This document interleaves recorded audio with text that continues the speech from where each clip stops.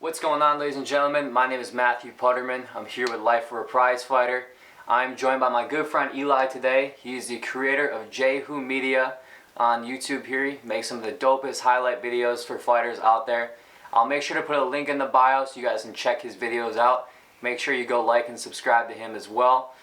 Today we are going to be breaking down UFC 246. That'll be happening live this Saturday. It'll be the return of the notorious Conor McGregor, as he'll be facing Donald Cerrone in a welterweight bout this weekend at UFC 246 in Las Vegas. So Eli, I gotta first start off, you gotta let me know, what are some of Donald Cerrone's strengths that he will use against Conor McGregor? Well, obviously Cerrone is a very well-rounded opponent. He utilizes an unusual amount of grappling for someone who comes from a kickboxer background. My man has 19 submissions. Then the smart bet is to use those submissions. The fact that he was able to stand with Diaz, even though he did get dominated, he was able to throw a lot of leg kicks in that fight. So I think that'll make a huge difference. We hope to see leg kicks against Conor with the whole Aldo, but we know how that went. So he slept, bro. First punch was ridiculous. But I think if Cerrone can be evasive on the feet, a little elusive, because he's finished people at welterweights. Bro's he's a savage at welterweight. I mean, he's beat Rick Story, Matt Brown, finished both of them at welterweight. So he can fight at welterweight and he can fight at lightweight. Exactly. And he has more finishes, arguably, at welterweight than he does at lightweight. Yeah. So I think that'll come in hand. So what do you think about Conor in this specific matchup that helps him do well against Cowboy? See, against Cowboy specifically, I think this is a great matchup for him. I actually thought this would be the matchup he would come back to. I didn't think he was going to fight Justin Gaethje and or even Tony Ferguson either. I didn't think those were two good matchups for Conor. And Conor's coming off a title loss to Khabib Nurmagomedov, while Cerrone's coming off of two losses back-to-back to Ferguson and Gaethje. So, I mean, they're both coming off losses, so it makes sense these two match up. I'm kind of shocked it's at 170. Yeah. I preferably would rather see this at 155, but weight cutting in MMA sucks. No one likes it. All the fighters hate it, which I don't blame. I mean, it's not a fun time. But, you know, some of the strengths that I think Conor's going to utilize towards Cerrone is every time I feel Cerrone's going to throw, he has to counter off Cerrone. He's going to pressure him, but he's also going to counter off his strikes. Every time he throws his right leg, either to the body, inside low kick, or to the head, he must return with the left hand every single time off that. If he does not, that's going to back Conor up. I'm not saying Conor isn't good at fighting on the back foot, because he does have knockouts on the back foot.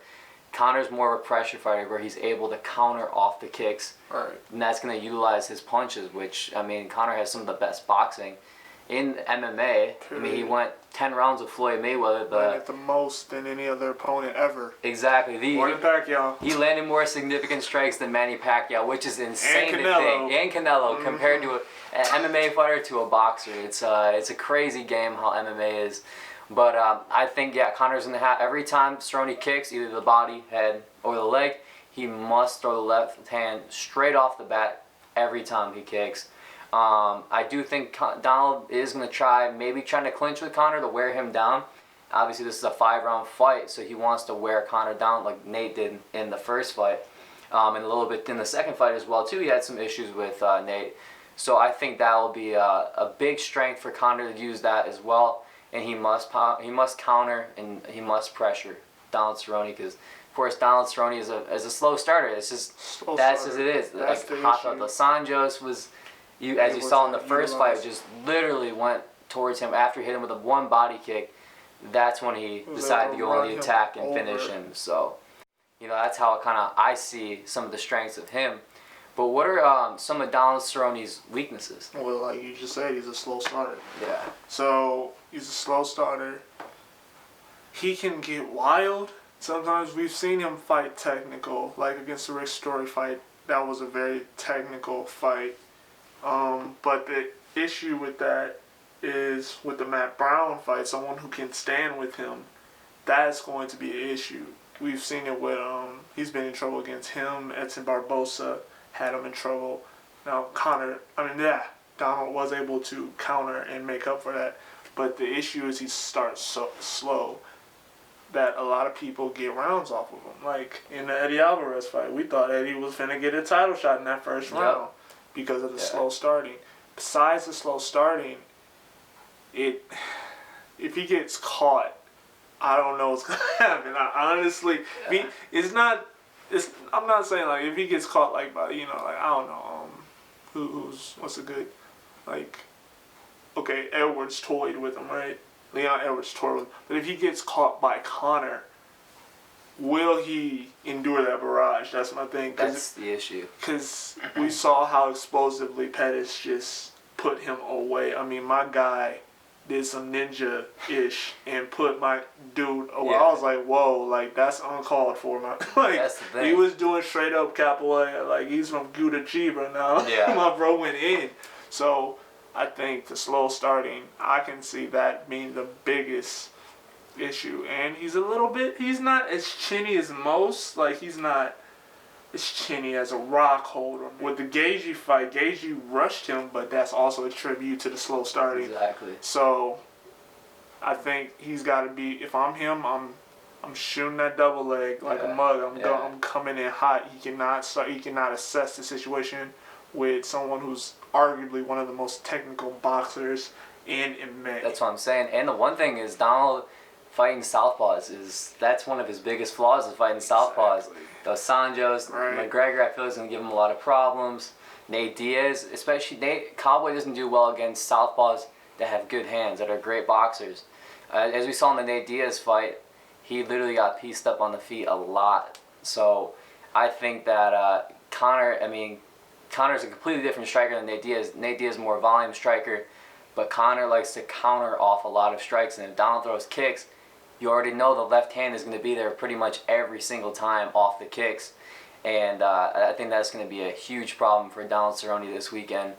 But and then something that we're not factoring in, my bad, but Greg Jackson is no longer in my man's corner. Yeah, Greg Jackson's not in the corner. I'm not saying anymore. Joe Schilling, Elliot Marshall they're not like they can't coach, but having Greg Jackson in your corner against a world beater like Conor is a must. Yeah. He's had world champions he's had lots of world champions. He's, 3 or... I think so. So, yeah, Holly, John, GSP. and GSP, yeah. Yeah, I mean... He's coached a lot of world champions. He's coached, and he's 3 Ultimate Fighter winners, so... Yeah. You gotta... having that fight IQ, if you will, in your corner against someone like Conor, who's pretty hard to figure out. Yeah. And he's a tricky guy. He's a tricky guy. The thing is, people say, oh, his jiu-jitsu is terrible. He has no grappling at all. You gotta look back at his other fights. Look, he did a young Max Holloway, yes, of course, but that was a young Conor McGregor too. This is true. And he beat Diego Brandao. He lateral dropped Diego Brandao. He does have a good top game. Like, I'll talk about some of the weaknesses of Conor McGregor that I think that Donald can exploit. Obviously, in the clinch, Conor against Nate, you can see sometimes in the clinch, Conor throws some good knees. Yeah. But obviously, the elbows and more of the clinching work, more of the clinch work was from Nate. And I think that can give, especially Cowboy, that comes from a Muay Thai kickboxing background, I think he can give Conor a lot of problems with that. And Conor, with his jiu-jitsu, Conor has more of a defensive guard, where Conor's not really looking to throw up a triangle, an arm bar. He's really looking, he's either going to keep you in guard, land elbows from guard, or he's going to look to get back up every single time. He's not looking for a triangle, he's not looking for an arm bar. He wants to get back up on the feet and strike where he feels most comfortable. So I personally think that those are some of the weaknesses Conor has that I think Donald can exploit if we do get into the later rounds. I personally don't think that'll happen early because Conor has great takedown defense, so I think that's how that will work that way. But the question I got to ask is, who are you going with this weekend? Are you going to go with the notorious one, Conor McGregor, or are you going to go with Donald Cerrone? It's tough. It really is, because if you look on this fight on paper, you're talking about a dude who basically ran through the UFC, brought this sport to mainstream appeal, but you're also looking at a dude who has the most wins, most fight awards and finishes. Conor's done everything that you would want to be able. There's arguably nothing more that he can do. Him going against welterweights, I don't see it. It's tough. It's tough. he only has 2 fights at welterweight, which is tough, and it's against the same guy, Nate Diaz. Right. That's why I hope he does win this fight, due to the fact that there are more matchups out there for him now that he's back. Title. The BMF, I do. You know what the fuck I'll do to that little dude, bro? I'll fuck that little guy up, man. He's a fucking midget.